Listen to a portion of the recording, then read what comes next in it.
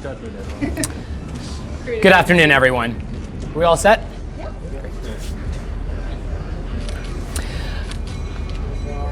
To end the bloodshed in Baltimore, we have to break the cycle of poverty, crime, and prison.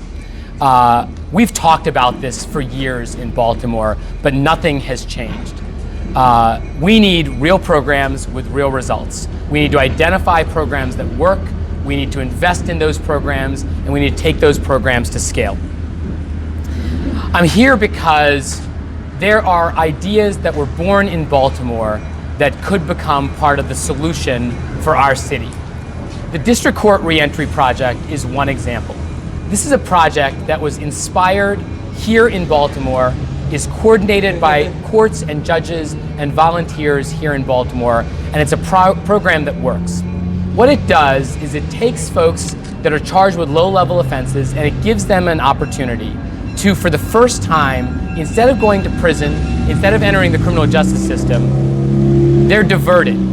They are given an opportunity to develop skills and take jobs that can help pay the bills, put food on the table, and restore a sense of dignity and hope to their lives. This program has been an unbelievable success here in Baltimore already. 73% of people who are returning from prison to the streets of Baltimore are rearrested and reincarcerated within 3 years of release. That's the general trend. This program has a 6% recidivism rate. That means only 6% of the folks that successfully complete this program are turning back to the trouble that got them there in the first place. That's a result that we should be proud of. This could be a model for the nation, and yet Baltimore City has failed to invest. The program has asked for resources, and those requests have gone unanswered. They have shown the results and asked for additional help, and those pleas have gone unanswered. I'm here because that's going to change on my watch. I'm here because that's going to change on my watch. As mayor, I pledge to commit $10 million, an unrivaled amount for an unprecedented program that will establish the Court to Career program. This is a diversion signature mayoral initiative that will take first hundreds, then thousands of individuals that are charged with low-level offenses and give them a chance to develop the skills and the talents that they need to have jobs that can pay the bills and restore a measure of hope and dignity and pride to their lives. There are 3 key features of this program that everybody should understand. The first one is that we will use the fact that they are engaged with the system as an opportunity instead of a problem. A person who comes in with a low-level offense will have as a condition of their probation a requirement that they complete an apprenticeship program and then take on a job and hold that job successfully. That's what's happening in the District Court Reentry Project right now, and it's paying off immensely. The second thing that Baltimore needs to do more of is take projects that work and bring them to scale. We're good at ribbon cuttings and press conferences, but when we find good ideas, we don't invest the resources that they need to be taken from a twinkle in the eye to a program that works, to be taken from a pilot to a part of the solution for Baltimore. What this program promises to do is to replace the pipeline from school to prison, from poverty to jail, and instead give them an opportunity to take the career pipeline instead. This will give folks an opportunity to go instead from, let me say that slightly differently. This will take folks that are stuck in the school to prison pipeline, in the poverty jail pipeline, and instead put them in the pipeline from courts to career. It'll take an opportunity that could be the moment a person's life goes off the tracks and instead turn it into an opportunity to keep them exactly on track. I served as a prosecutor at the federal, city, and state level. I was proud to play a role in making Baltimore more safe, but I never lost sight of the humanity of the folks that were involved in the criminal justice system. There are people that make mistakes, but no one should be judged by the worst moment of their lives. This acknowledges that people are often better than the moments of weakness. They are often better than the moments where they fail to be the kind of men and women they want to be. It is equally important to be tough on the individuals committing carjackings and robberies and shootings and killings as it is to be hopeful and to provide opportunity to those folks that have an opportunity to turn their lives around and earn their redemption. I'm honored to be here announcing this program that could be a model for the nation alongside some people that are examples of not what is, but what could be. We have people here that made that possible, and we have a person here who didn't need to be here at all. We have individuals that faced a choice between following and getting caught in that vicious cycle of poverty and crime and prison, and instead found an opportunity to provide for their families and restore a measure of dignity and hope to their lives. We have people here that took a chance on someone when they didn't have to. They offered them an apprenticeship, they offered them a job, and it made all the difference in those people's lives. And we have here today Ravens linebacker Matthew Judon. There's a lot of things that Matthew could have done with his day off in this bye week, but he decided to be here because he, like everyone else here, knows how important it is to commit ourselves to being the city that we are destined to be. He knows as well as anyone the promise of Baltimore, but we're standing in our own way. We're not giving folks the opportunities that they need to take themselves from a worst moment of their lives and turn it into one of the best moments of their lives. I'm excited to answer any questions, but I want to make sure we give Matthew first a chance to answer his.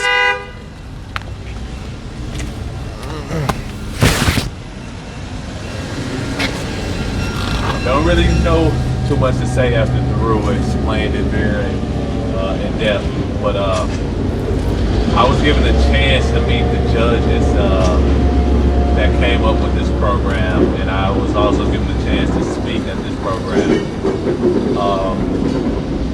It is a model with that should be expanded, as Thiru said, and it is a model that should be looked into further, as he's willing to do. Giving people back their lives, giving people back their families, and giving people opportunities is what we're here for. It's easy to judge somebody at their weakest moments, at their lowlights, but it's very difficult to give people opportunities and chances to redeem themselves. So that is what Thiru is doing, and well, what he's trying to do.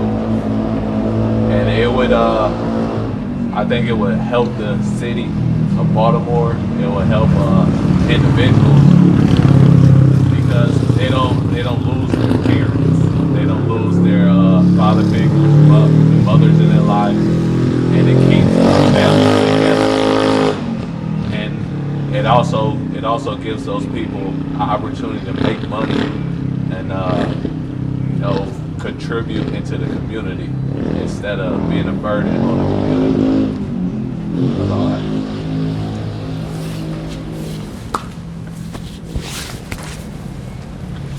Next.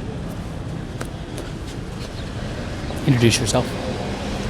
Good afternoon, my name is Mark Davis, and this program showed me a lot. It showed me the way. I got one word for the program is energy. The program showed me how to put my energy and be productive and put it all in the right place. And all I can say is look at me now. I graduated from the program. I made my mother proud, made my girlfriend proud, I made people around me proud. I came a long way, age of 33. I did graduate from high school, but I got my certificate in the prison system. I came a long way. I held my job for over 6 months. I made improvements. And once again, it's the energy. As long as your energy in the right place, everything else are open doors, windows are open. It's up to you to grasp on them and catch them. And keep hold on to them and don't let them go. Sitting in jail is not a place you want to be. You wake up to see a man. You smell a man. But you a man. Just think about that. Thank you. Vote for Thiru.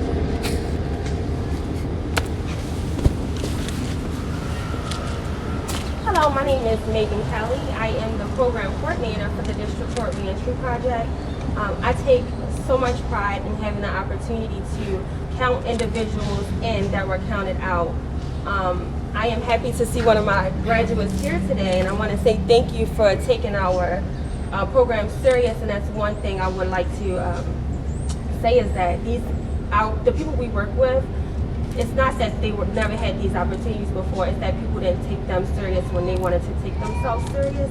So I think that I want to reiterate that if we had the supporting staff and if we had the necessary funds to put that energy into each individual, that we could turn Baltimore City around and lower the recidivism rate. Thank you. You know, I just want to say a couple of things in addition, if it's okay. Part of leadership is identifying things that work and building them up and bringing them to scale at a level that Baltimore needs. This is not something I invented or came up with. It was something that Baltimore came up with that we are seeing as a solution to a terrible problem. 73% of people coming back to the streets of Baltimore and being rearrested and reincarcerated within 3 years, that's unacceptable. It's a literal revolving door between poverty and crime and prison. We have a chance to break that cycle. And if we're going to end the bloodshed in Baltimore, we have to break that cycle. The people that are here today are people that we counted out and we gave a chance to, and all of a sudden, they were the anchors of their family. The people that are here today are the employers, like the one behind me, that didn't need to take a chance, but took a chance because they believed in the humanity of everyone, no matter what they did on their darkest day. The people that are here today know that their voice carries a little bit louder because they have talents that not everyone has. But everyone has talents. Some folks can run faster and run farther than others, but there are people that have hands that can fix cars. There are people that have eyes that can see things and stitch things that others can't. Those are talents too. And if we assume that because somebody did some low-level offense, that we have to count them out, we are missing a golden opportunity in Baltimore to be the kind of city we can be. The program that this is built on did all of what I've talked about with essentially one employee. Just imagine if they had a dozen, if they had 100. I don't even want to talk about how little the employees of this program are paid. It is embarrassing. But with a small investment from the perspective of the scale of a $3 billion budget, we could turn around thousands of people's lives that right now we're spending money on. We're spending money on locking them up and throwing away the key. We're spending money on locking them up and then putting them back on the streets in the same place or worse than they were when they got there. This is a chance to break that cycle and break it in a way that's not just for the press conference. It's a way to do this that shows that Baltimore leads. This could be a model for the country. Questions? Why do you think the city is underfunding this budget? You know, it's a question that should be asked to the mayor's office. But let me say this. We have a mayor's office of employment development. This is where my proposed program would sit within that program. But what we expect right now is for folks that are down on their luck to come down to City Hall, knock on the door and say, "Can I get some help?" It's just not realistic. These are folks that were meeting in the courtroom at a moment when they are down on their luck, and we're saying, instead of sending you to prison, we want to give you a chance. We're not giving you a handout. We're saying as a condition of probation, you have to complete an apprenticeship program, you have to hold down a stable job, you have to get your life back on track, and if you do, we're going to give you another chance. That is the difference between waiting passively, hoping that things might change, and actively building up something that works. A pair of quadruple shootings last night. I know there are going to be some who say that has nothing to do with this, but what I'm hearing from you is this is all part of the holistic approach to addressing crime in the city. Would you disagree with that? That's exactly right. To end the bloodshed in Baltimore, we have to break this cycle between poverty and crime and prison. And there's two different reasons for that. The first is that we need the resources that are right now being directed and diverted to low-level offenses to focus on carjackings and robberies and shootings and killings and gang investigations. We also need to make sure that the folks that are going to prison or at risk of incarceration are given a chance to do something more constructive, more productive. That's one less person that we have to spend money policing, prosecuting, and locking up. And that's money we can spend on fighting the kind of violent crime that is defining the narrative of our city. Anything else? Can we bring it in for a hug, or just bring it in? Step it up.